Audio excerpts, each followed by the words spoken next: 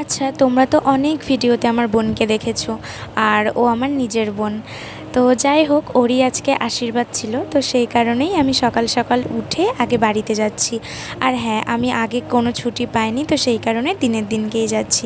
আর প্রথমেই তো গিয়ে একটুখানি ব্রেকফাস্ট করে নিয়েছিলাম, আর তারপরে বুনুকে সাজিয়ে দিয়েছিলাম। আর আমাকে আর বুনুকে কেমন লাগছে একটু বলো তো তোমরা। জানি ভালোই লাগছে ওকে দেখতে, কারণ ও পুরো রাজকুমারীর মতো দেখতে। তো যাই হোক, তারপরে বিকেলবেলা আমরা খেতে বসেছিলাম। আর বিকেল বলছি তার কারণ হলো, ওর আশীর্বাদটা শেষ হতে হতে না প্রায় 5টা বেজে গেছিলো। তো সেই কারণে আমাদের খেতে ভীষণ লেট হয়ে গেছিলো। আর বাড়িতে না একদম কারেন্ট ছিল না, যেহেতু কারেন্টটা তেমন যায় না, তো সেই কারণে বাবা কোনো রকম জেনারেটরের ব্যবস্থা করেনি। তো সেই জন্যই আমরা এখন টোটো করে হাওয়া খেতে যাচ্ছি।